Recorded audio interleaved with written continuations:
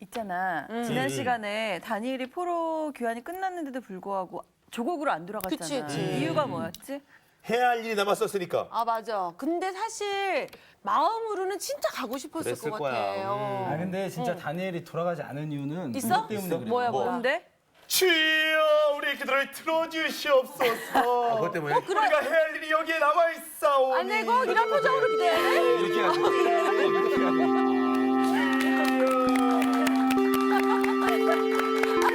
아, 100만 불짜리 표정이. 안녕하세요. 표정이 왜 그래요? 사뭇 진지해졌어요 방금. 뭐 하고 있었어요? 주여, 우리의 기도를 들어주시옵소서. 다니엘이 이렇게 기도했을 것 같다고 본인이 추측한. 주요. 정말 주여, 정말 주여. 잘 지냈어요? 네. 네, 아주 실제 예습을 복습을 네. 하고 있었네. 네. 예, 반갑습니다. 네. 우리 정주원 학생은 한 주간 어떻게 지냈어요? 잘 지냈습니다. 와, 정말 잘 지는다 보다. 진짜 잘 지는 것 같아. 얼굴이 밝아. 정말 훌륭하다. 그러면 첫 번째 복습을 좀 한번 잘 지냈다니까. 갑자기 달라진 것 같아. 네. 지난 시간 우리 뭐 공부했습니까? 지난 시간에 저희가 그 다니엘이 그 포로 기간이 끝났음에도 불구하고 조국으로 돌아가지 않았던 이유에 대해서 저희가 공부했습니다. 그렇죠. 네. 광호 학생 왜 안 돌아갔죠? 그 이유는 아까 우리 정규가 표정으로 얘기했듯이 주의의 표정으로 얘기했듯이 여러 사람들 뭐 가서 느헤미야처럼 성전을 재건해야 될 사람들 또 학계처럼 또 그것을 이어갈 사람들 또 부흥사 그렇게 사역을 여러 가지로 있었지만 다니엘처럼 기도로 그 땅에서의 할 일들을 하기 위해서 마무리 짓기 위해서 계속 사역했던 걸로 배웠습니다. 오케이. 뭐 그런 측면도 분명히 있고 네. 또 우리 조수희 학생은 네. 다 얘기한 것 같은데. 근데 어쨌든 다니엘이 은총을 받은 자였잖아요. 네. 근데 그 은총은 진짜 아무한테나 주는 게 아니라 정말 기도로 심고 그렇게 또 자신을 낮추면서 겸손한 사람이기 때문에 하나님이 또 그런 일을 맡기신다 이런 것도 생각나는 것 같아요. 오케이. 네. 다니엘은 왜 안 돌아가고 싶었겠어요. 맞아요. 나이 85세가 넘은 때인데. 네. 그러나 이 조국에 지금 되어가고 있는 상황 그리고 하나님이 특별히 장래 일어날 어떤 전쟁에 대해서 준비케 하시죠. 네. 큰 그걸 전쟁. 뭘로 경영했다고요? 기도로 경영했다고요. Pray. 다니엘의 기도의 몇 가지 특징을 보면 네. 첫째, 은총을 입은 자, 네. 은혜를 입은 자. 그것은 우리가 생각하는 무슨 성공, 뭐 잘됨 그런 개념이 아니라 하나님의 메시지를 가장 정확하게 전달할 수 있는 어떤 해가 오더라도 네. 또 하나의 예를 들었었죠. 예레미야. 네. 왕에게 가서 나라의 멸망과 당신은 붙들려 갈 것이다. 이런 저주에 가까운 메시지를 전달하면서 감옥에 들어가죠. 네, 들어가요. 안타까워. 안타깝죠. 프리즌. 그래서 예레미야는 사실 처음에 하나님께로부터 소명을 받을 때 굉장히 안 가려고 했습니다. 네. 이건 제 길이 아닙니다. 네. 저는 아이라 말도 못하고 맞아요. 말이 둔합니다. 네. 별별 핑계를 다 댔죠. 네. 근데 하나님이 강권적으로 밀어붙이시죠. 네. 그렇게 하나님의 평생 눈물겨운 메시지를 전달해야 되는 종으로서 삽니다. 다니엘의 기도의 몇 가지를 한번 우리 상기시켜 보시죠. 기도할 때 하나님이 뭘 주세요? 새 힘을 주세요. 새 힘을 주세요. 그 다니엘은 늘 하나님의 말씀과 기도 앞에서 스스로 듣기를 겸비했던 자였어요. 그리고 그런 다니엘에게 하나님이 국가의 경영과 미래를 맡기죠. 네. 직접 나가서 하는 일이 아니라 무슨 일이죠? 기도로. 예, 기도하는 역할을 맡겨요. 제일 눈에 안 띄는 역할이에요. 맞아요. 기도하는 일이에요. 네. 근데 가장 강력한 사역의 기초가 기도입니다. 네. 아멘. 아멘. 자, 이제 또 오늘 다룰 내용도 만만치 않고 많으니까 오늘 바로 공부에 들어가십시다. 오늘 수업 다니엘 13강 하나님의 역사 경영. 자, 오늘 드디어 11장으로 넘어갑니다. 11장은 우선 넉 절만 읽겠습니다. 우리 이정규 학생부터. 네. 내가 또 메대 사람 다리오 원년에 일어나 그를 도와서 그를 강하게 한 일이 있었느니라. 이제 내가 참된 것을 내게 보이리라. 보라, 바사에서 또 새 왕들이 일어날 것이요. 그 후에 넷째는 그들보다 심히 부요할 것이며 그 부요함으로 강하여진 후에는 모든 사람을 충동하여 헬라 왕국을 칠 것이며 장차 한 능력이 있는 왕이 일어나서 큰 권세로 다스리며 자기 마음대로 행하리라. 그러나 그가 강성할 때 그의 나라가 갈라져 천하 사방에 나누일 것이나 그의 자손에게로 돌아가지도 아니할 것이요 또 자기가 주장하던 권세대로도 되지 아니하리니 이는 그 나라가 뽑혀서 그 외에 다른 사람들에게로 돌아갈 것입니다. 네, 여기까지만요. 무슨 얘기인지 잘 모르겠죠? 네, 조금 어려운 말들이 많은 그래서 것 같아요. 이 다니엘서는 특별히 그 시대 대표되는 제국의 그 격동기를 좀 이해를 해야 됩니다. 네. 자, 우리 다시 한번 머릿속에 네. 기억해 보십시다. 다니엘이 바벨론으로 붙들려 갈 때가 어느 제국이었어요? 헬라. 바벨론. 바벨론이죠. 네, 바벨론. 네. 바벨론 다음에 일어났던 나라가 메데바사. 그렇죠. 그때 바사. 메데 바사. 그래서 바사 제국이 일어납니다. 이건 두 나라인데 이렇게 붙여 쓰는 거죠. 네. 그 다음에 일어났던 나라가 헬라. 헬라. 헬라입니다. 헬라는 어느 왕 때 가장 절정기를 이루냐면 그렇죠. 알렉산더. 헬라 다음에 일어난 나라가 로마. 로마입니다. 이렇게 네 나라는 잊어버리지 마시고 머릿속에 이걸 알아야 구약이 이해가 됩니다. 네. 뭐 앞에 아수르 뭐 나오지만은 그건 오늘 이 시대에 지금 비껴 있기 때문에 네. 거론하지 않겠습니다. 자, 바벨론이 그렇게 철옹성처럼 영원할 것 같았던 제국이었는데 무너지고 말죠. 네. 메데바사에 무너지고 맙니다. 근데 이 메데바사는 강력한 세계 왕조가 있었어요. 그러니까 세계 파가 있었어요. 세 왕이 일어나요. 자, 그 이름이 좀 복잡하긴 한데 그래도 그 한번 참고하고 지나가시기 바랍니다. 그 세 왕이 누구냐면 이건 한번 역사 공부한 사람들은 들어보셨을 왕인데 네. 캄비세스. 아. 역사 공부를 안 했네. 또 한 왕이 스메르디스. 스베싱. 또 한 왕이 스메르디스. 좀 알아요? 근데 이따 이 사람에 대해서 물어볼 거예요. 다리우스 다리우스는 들어왔다. 히스파스피아. 아니다. 길어. 그러니까 섣불리 아는 체 하면 안 돼요. 이렇게 세계 왕국이 이어져 왔어요. 네. 그런데 이 다음에 네 번째 왕이 누구냐면 성경에도 나오는 아수에로 왕이에요. 어디 나오죠? 했잖아요 지금. 아하 수에로 왕. 에스더에 나오죠? 네. 기억납니까? 네. 이렇게. 근데 이 중에서 제일 강력했던 왕이 아수에로 왕입니다. 네. 네 개 왕조는 뭐 그저 그랬어요. 근데 이 왕은 어느 정도 강력했는가 하면 세계 왕조의 부를 합친 것보다 더 엄청난 부를 가지고 있었어요. 그래서 저 아수르 왕조의 꿈이 뭐냐면 그때 막 일어나고 있는 헬라 제국을 네. 잡아먹는 게 꿈이었어요. 그 삼키는 게 꿈이었어요. 그 왕이 그 잔치에 그 부인을 초대했는데 안 와서 죽였던 그 왕이에요? 그렇죠. 예. 에스더의 그 기록이 나오죠. 예. 똑똑하다. 자, 진도 나갑시다. 누구를 치냐면 헬라를 칩니다. 이제 그게 나라가 망하는 서곡이 되었어요. 네. 여기서 져요. 네. 그래서 나라가 기울어집니다. 네. 이것으로 메대는 지구상에서 자취를 감춰요. 그리고 실질적으로 이때부터 패권을 잡은 나라가 헬라입니다. 헬라는 알렉산더가 실질적인 제왕이었죠. 네.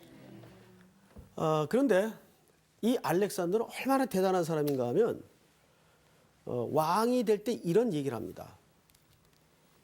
이 땅에 인간이 사는 곳은 내가 다 삼키겠다. 예, 해서 나중에 인도까지 발을 뻗죠. 그런데 그 근처까지 갔다가 화살을 맞아요. 화살을 탁 맞습니다. 그래서 그만 그 부상을 안고 돌아오게 됩니다. 만약에 거기서 화살을 맞지 않았더라면 한반도까지 왔을 수도 있는 예, 인도면 가까운. 아주 어마어마한 왕이에요.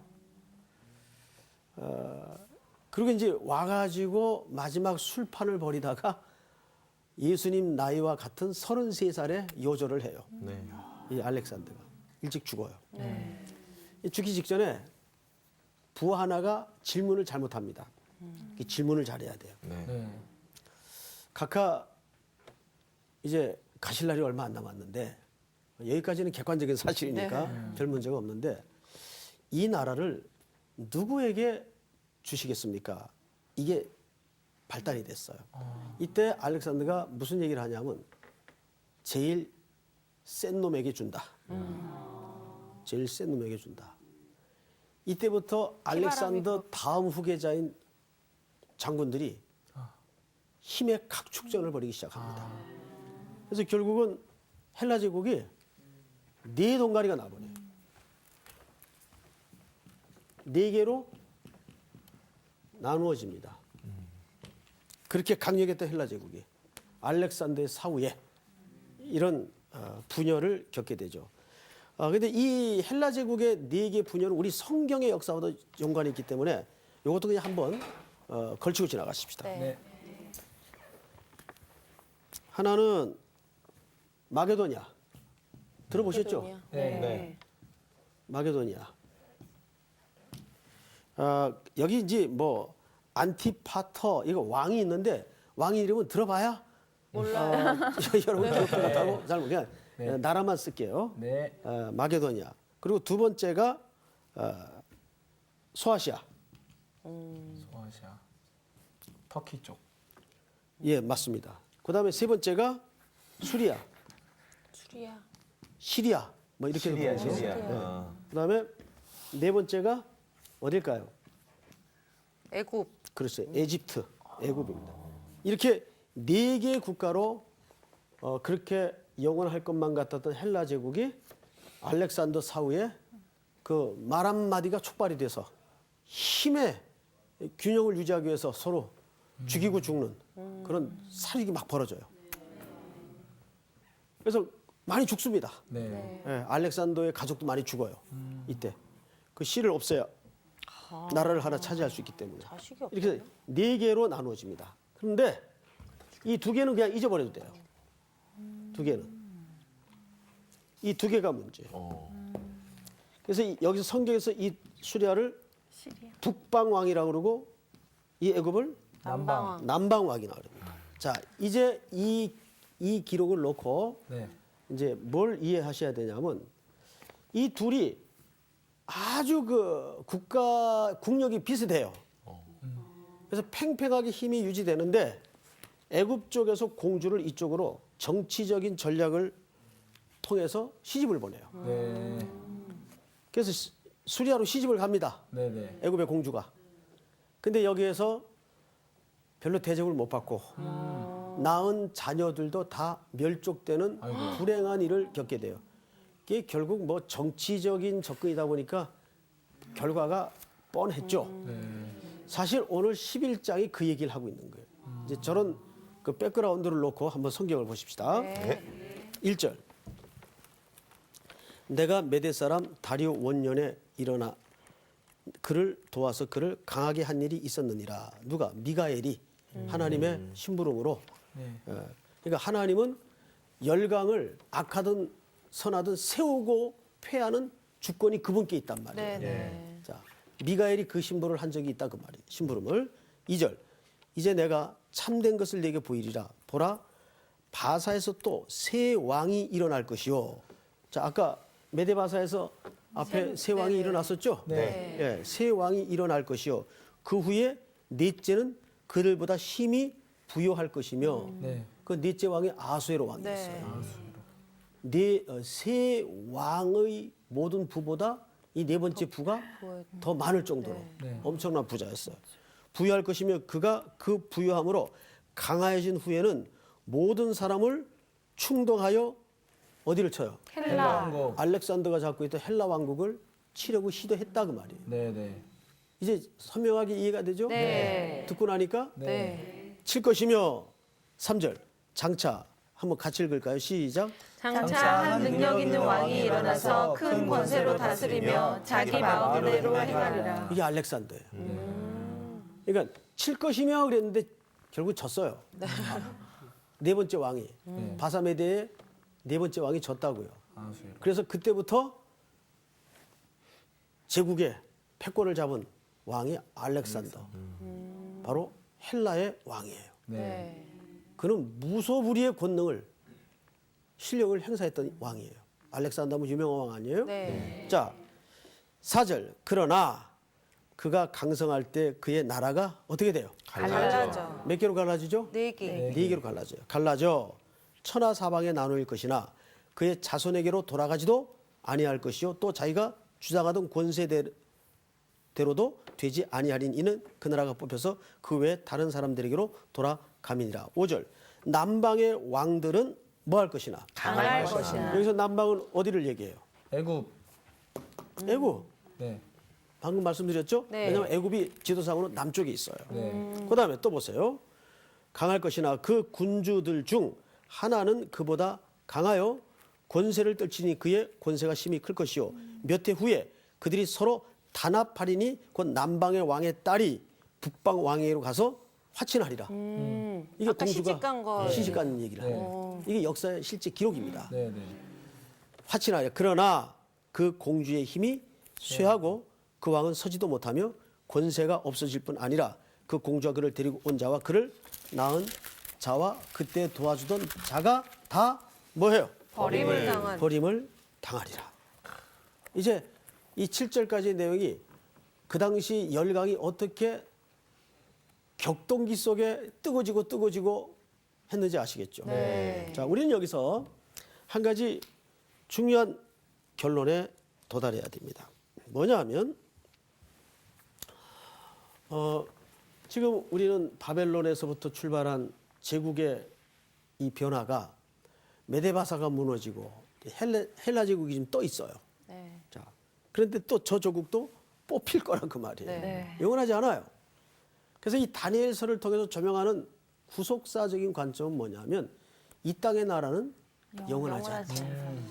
이 땅의 나라는 영원하지 않다. 네. 오직 영원한 나라는 하나님. 하나님의 나라. 그래서 우리가 가져야 될 역사관은 신본주의적 역사관을 가져야 돼요. 네. 그 얘기를 성경이 어떻게 하고 있는가를 한번 보십시다. 자, 8장을 다 찾아보세요. 8장이요? 로마서 8장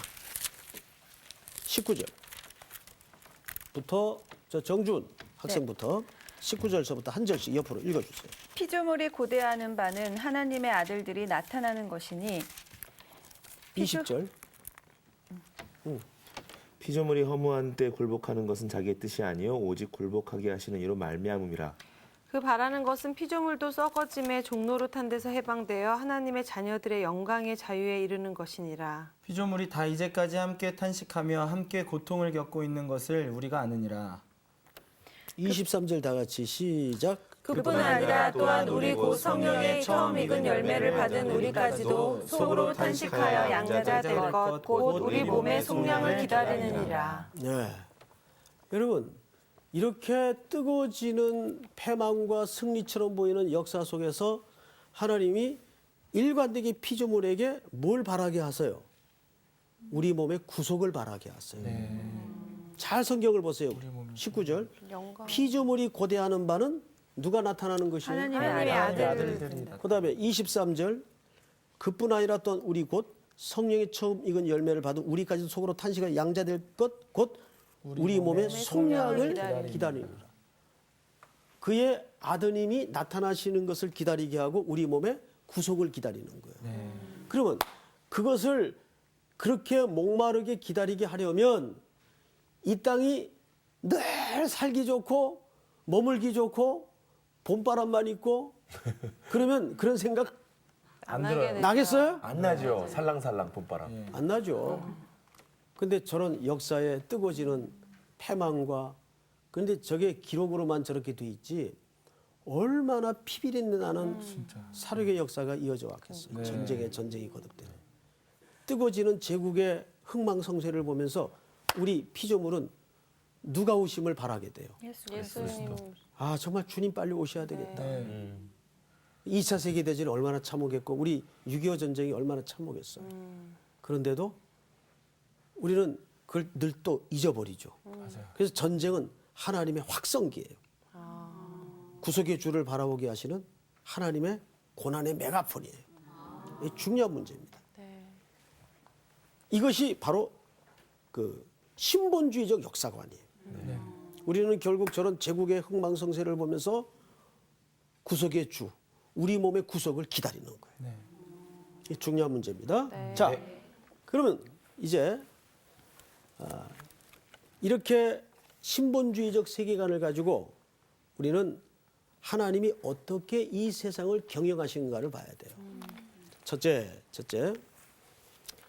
24절을 한번 보십시다. 오늘 본문 24절 11장이죠. 네. 24절 전체 한번 같이 읽겠습니다. 시작.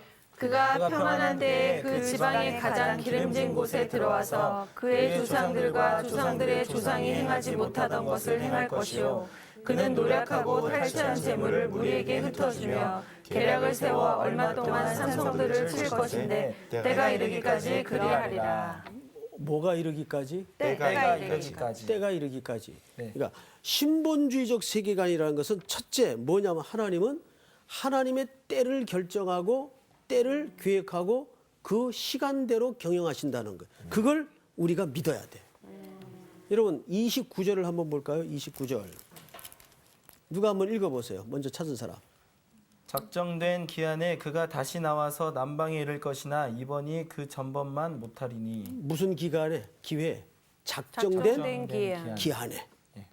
하나님이 우리 세상을 경영하실 때는 하나님의 정한 시간이 있어요. 네. 근데 늘 인간이 급할 뿐이죠. 하나님은 하나님의 타이밍이 있다고요. 너희 생각은 내 생각과 달라서 하나님이 그분을 주권자로 이 세상에 선언하시도록 원하시는 거예요. 근데 늘 우리 그리스도인이 항상 하나님의 때를 못 기다리고 불평하고 불만하고 틀렸다 맞았다 함부로 얘기를 하죠. 창조주 하나님께. 한 군데 더 볼까요? 35절. 35절. 누가 한번 읽어보세요. 또 그들 중 지혜로운 자 몇 사람이 몰락하여 무리 중에서 연단을 받아 정결하게 되며 희게 되어 마지막 때까지 이르게 하리니. 네, 거기도 마지막 때까지 하나님이 정한 때가 있단 말이에요. 이런 상황도. 네. 자, 진짜 마지막으로 45절. 다 같이 읽겠습니다. 시작. 그가 장막 궁전을 바다와 영화롭고 거룩한 산 사이에 세울 것이나 그의 종말이 이르리니 도와줄 자가 없으리라. 네, 여기에서도 보면 그의 종말이 이르리니 그의 마지막 시간이 이를 것이다. 그 말이에요. 그러니까 하나님은 하나님의 신본주의적 역사를 끌고 가시는데 뭘 이용하신다? 하나님의 정한 시간대로 하신다. 정확하게. 하나님은 더디도 빨리도 오시잖아요. 정확하게 하나님의 정한 시간에 아버지께서 보내시는 거예요. 두 번째 32절을 보세요. 32절 저 정주원 학생. 네. 그가 또 언약을 배반하고 악행하는 자를 속임수로 타락시킬 것이나 오직 자기의 하나님을 아는 백성은 강하여 용맹을 떨치리라. 백성 중에 지혜로운 자들이 많은 사람을 가르칠 것이나 그들이 칼날과 불꽃과 사로잡힘과 약탈을 당하여 여러 날 동안 몰락하리라. 네. 아무리 세상이 요동을 치고 세상이 흉흉해도 누가 용감하게 된다는 겁니까? 누가? 백성. 백성 하나님의 백성. 하나님을 아는 백성이 용감하게 된다. 그 네. 네. 왜 하나님을 아는 백성이 용감하게 될까요? 이게 뭐 이렇게 맞는 신뢰일지 모르겠는데 애들이 높은 데서 있다가 자 은퇴가 뛰어 아빠 여기 있잖아 뛰어. 그럼 애들이 뛰어요 진짜. 근데 애들이 자기의 실력을 믿고 뛸까요? 밑에 누가 있어요? 아빠가 애들의 세계 속에 아빠는 전지전능한 존재예요. 그래서 뛰어내리는 거예요. 애들은. 그러니까 제일 중요한 신앙인의 태도가 뭐냐면 하나님을 하나님으로 대접하는 태도가 가장 기도하는 태도입니다. 그 얘기를 성경이 얼마나 절묘하게 했나 한 군데만 찾아볼까요? 네. 우리 다 같이 마태복음 7장을 열어보세요. 7절. 저하고 한 절씩 교독합니다. 구하라 그리하면 너에게 주실 것이요 찾으라 그리하면 찾아낼 것이요 문을 두드리라 그리하면 너에게 열릴 것이니 구하는 이마다 받을 것이요 찾는 이는 찾아낼 것이요 두드리는 이에게는 열릴 것이니라. 너희 중에 누가 아들이 떡을 달라내 돌을 주며 생선을 달라는데 뱀을 줄 사람이 있겠느냐? 너희가 악한 자라도 좋은 것으로 자식에게 줄 줄 알거든 하물며 하늘에 계신 너희 아버지께서 구하는 자에게 좋은 것으로 주시지 않겠느냐. 다 같이 그러므로 무엇이든지 남에게 대접을 받고자 하는 대로 너희도 남을 대접하라. 이것이 율법이요 선지자니라. 자 여러분 보세요. 기도에 관한 교훈을 설명하다가 그러므로 너희도 남에게 대접을 받고자 하는 대로 남을 대접하라. 그러면 우리 얼핏 생각에 기도 응답을 빨리 받으려면 손님 대접을 잘해야 되는가? 이게 좀 뭐 꼭 그런 얘기하는 것 같죠? 근데 분명 그 접속사를 보면 12절에 뭘로 시작이 돼요? 그러므로. 그 앞에 얘기 어떤 결과란 말이에요. 네. 근데 앞 얘기하고 뒤에 얘기하고 어색하죠 굉장히. 네. 구하라, 찾으라, 두드리라. 아버지가 악한 자라도 자식에게 좋은 걸 줄 줄 아는데 그러므로 남을 잘 대접해라. 전혀 뭐 생뚱맞아 들려집니다. 무슨 뜻일까요? 이런 거예요. 예를 들은 겁니다. 네. 제가 이렇게 이제 소파에 앉아서 이제 휴식을 취하면서 옆에 마침 옆집 아저씨가 놀러 오셨어요. 얘기를 하고 있는데 아들놈이 갑자기 들어오더니 눈치를 이렇게 살살 살피다가 이 사람한테 가서 뭐라고 얘기하냐면 저 아저씨 저 초면에 죄송합니다. 제가 아직 그 등록금을 마련하지 못했는데 12개월 할부로 등록금 좀 무이자로. 주시겠습니까? 라고 물었다면 사정을 했다면 이 사람도 생뚱맞지만 아빠가 옆에 계시는 아빠를 망신 주는 거죠. 그러면 얘가 아빠를 아빠로 대접하는 건 뭐 해야 대접하는 거예요? 아빠 등록금 주세요. 아니 아빠 돈 줘. 이게 아빠 대접하는 거예요. 아빠로서. 네. 맞죠? 네. 우리가 애들 키우다 보면 자식들은 꼭 무슨 돈 맡겨놓은 것처럼 와서 맞아요. 아빠 돈 줘. 웃겨. 근데 그게 정상 아니에요? 왜 내가 아버지니까. 네. 예? 내가 자기 등록금 못 대줄 형편도 아니고. 네. 근데 나를 앉혀놓고 옆집 아저씨한테 12개월 할부로 돈 좀 꿔주시겠습니까? 그러면 아빠를 욕먹이는 거죠. 망신 주는 거죠. 자, 여기서 그러므로 너희가 무엇을 얻고자 하거든 남에게 대접하라. 여기 남은 상대 개념이에요. 그럼 우리의 대상이 누구예요? 우리의 대상이 하나님이죠. 하나님이요. 그러면 하나님을 하나님으로 대접하는 건 어떻게 해야 되는 거예요? 예. 그분께 모든 것을 맡기고 구하는 게 하나님을 하나님으로 대접하는 거 아니에요? 네. 맞죠? 네. 그래서 기도 안 하는 게 죄입니다. 그치. 그건 하나님을 하나님 아버지로 대접하지 않는 아주 교만하고 불순한 태도예요. 정말 그분이 아버지라면 우리가 모든 것을 그분께 말하고 구하고 얻어야 돼요. 네. 그게 자녀로서 마땅하고 당연한 거예요. 맞죠? 네. 그러므로 그래서 나오는 거예요. 이제 그 앞에 이야기와 뒤에 이야기가 이게 어색한 얘기가 아니라는 걸 알겠죠? 네. 이 전혀 다른 얘기가 아니에요. 그러면 과연 하나님을 하나님으로 가장 적극적으로 대접하는 행위가 뭘까? 예배. 기도하는 거지. 주세요. 기도하는 거. 다니엘이 그것을 가장 네, 잘했단 말이죠. 맞아요. 이 기도가 저절로 되고 싶지 않으세요? 네, 막 하고 싶어요. 지금 속으로도 기도하고 있어요. 그래요.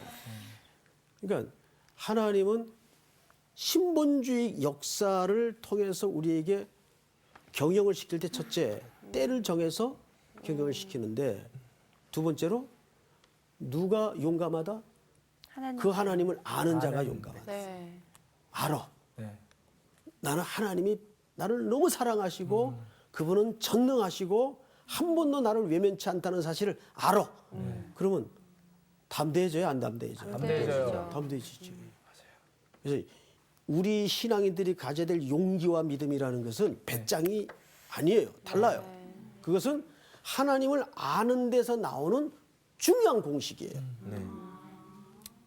그래도 내가 아버지를 아니까.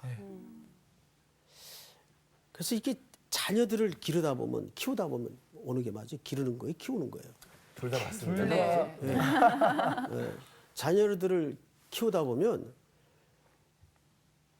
아주 그걸 악용하는 애들이 또 있어요. 우리 집 애 중에 하나가 저희 집에도 있습니다. 있어요.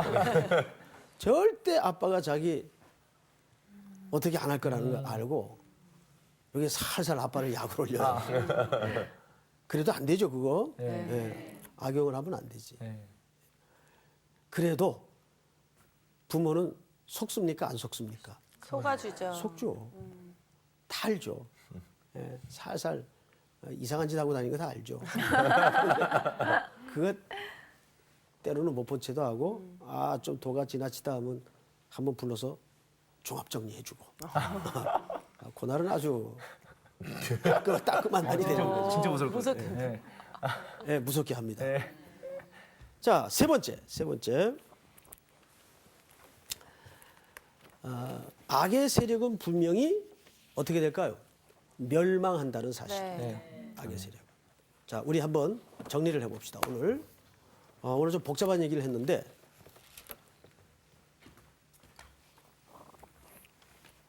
이게 끝나는 시간에 좀 정리해주면 도움이 되죠? 네. 네. 다음 시간 복습하는 데도 좀 도움이 돼요. 최고예요. 자, 세계 역사는 이렇게 바벨론, 메데, 메데, 바사, 헬라, 헬라, 그다음에 로마. 로마. 아직 로마는 뜨지도 않았어요. 네.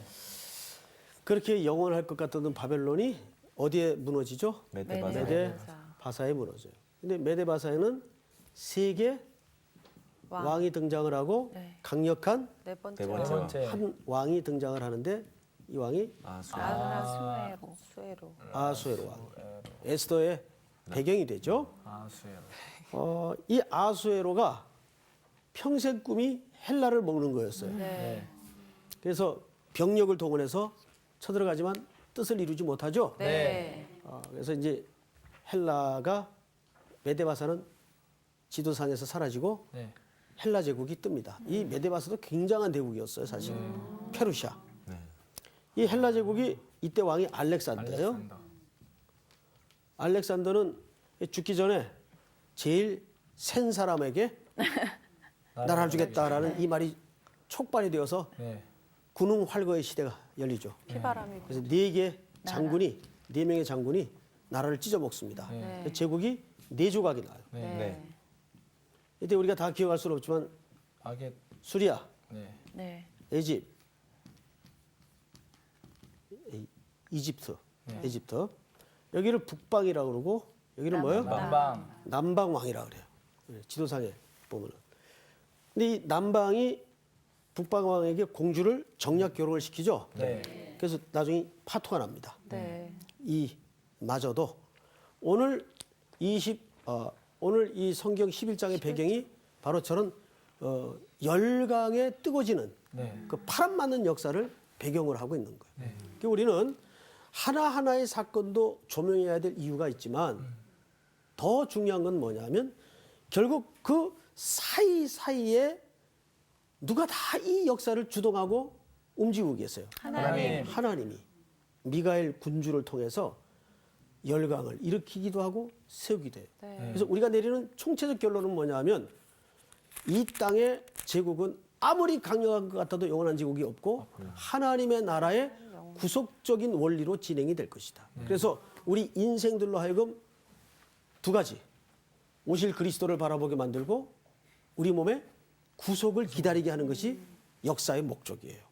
그래서 우리 개혁주의 종말관은 이 세상은 종말로 끝나는 게 개혁주의 종말관이에요. 이 세상은 반드시 종말로 끝이 난다. 이 세상은 유토피아가 되질 않아요. 아무리 과학이 발달해도 사람들의 죄만 더 오묘해지고 교묘해지는 거예요. 네. 그럼으로써 우리는 인간에 대해서 치를 떨게 만들고 아 빨리 주님 오셔야 되겠다. 주님 대망 사상을 우리 속에 키워가는 거죠. 그래서 하나님은 세 가지로 그 신본주의 역사관을 운영하신 첫째는 하나님이 때를 정하시고 두 번째는 하나님을 아는 백성들의 용기를 통해서 역사를 이루어 갔어요. 근데 그 이면에 우리가 하나님을 잘 알고 그분을 진짜 대접하는 일이 뭐라고요? 기도하는 일이라고. 기도하는 일. 그리고 마지막에 악의 세력은 반드시 망한다는 거예요. 그래서 원수 갚는 것을 우리는 하나님의 절대 주권에 맡겨야 됩니다. 믿습니까? 아멘. 자, 이제 성경을 좀 맞아보십시다. 몇 절을 보시냐면 32절을 한번 다시 보십시오. 29절부터. 작정된 기한에 그가 다시 나와서 남방에 이를 것이나 이번이 그 전법만 못하리니 이는 기띔의 배들이 이르러 그를 칠 것임이라. 그가 낙심하고 돌아가면서 맺은 거룩한 언약에 분노하였고 자기 땅에 돌아가서는 맺은 거룩한 언약을 배반하는 자들을 살필 것이며. 31절 다 같이 시작.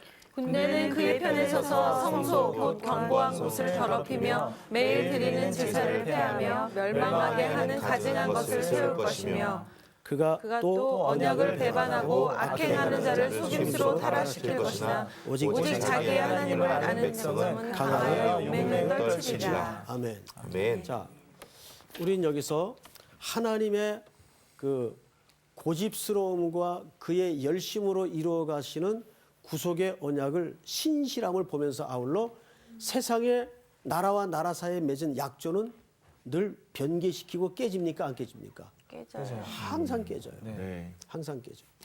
그래서 항상 이스라엘은 또 한편에 유다 백성들이 있죠. 늘 두 개의 파가 공존했어요. 애굽을 의지하는 파와 바벨론 제국을 의지하는 파가 항상 이스라엘 역사 속에 공존했어요. 이게 에레미야 선지자가 있을 때입니다. 네. 그래서 에레미야가 그걸 경고하죠. 근데 정말 이들이 의지해야 될 분은 누구십니까? 하나님이세요. 근데 계속 요 양쪽을 유다 왕들이 이스라엘 왕들이 왔다 갔다 하면서 약조를 맺어요. 약조를 맺은 결과는 늘 손해를 겪고 홀딱 뺏김을 당합니다.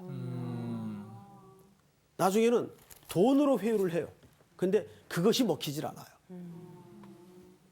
지금 우리나라를 통치하고 지도하는 정치인들이 좀 그 속에 기독교인들이 있다면 저 성경의 원리를 좀 배웠으면 좋겠어요. 이 정치인들 속에 크리스찬들이 또 하나님의 은혜를 구하고 기도로 무릎 꿇을 때 바로 거기서 하나님의 역사가 긍휼로 나타나리라고 저는 확신해요. 그래서 이런 다니엘서를 공부하면서 그게 더욱 선명하게 다가옵니다. 아멘. 아멘. 자, 오늘 공부는 여기서 마치도록 하겠습니다. 수고하셨습니다. 감사합니다. 예? 수리아, 애국, 소아시아. 소아시아. 근데 저는 말씀드리면서 그 말씀 생각났어요. 그 베드로전서 1장 6절. 푸른 말하고 꽃은 지구나 주의 말씀은 세상에 영원하리라. 신실하네요. 네. 외모랑은 달라요. 그래 나는 공주가 제일 불쌍하다 생각했거든. 진짜. 아니 공주 돼 갖고서는 아빠가 가란이가 가서 결혼했더니.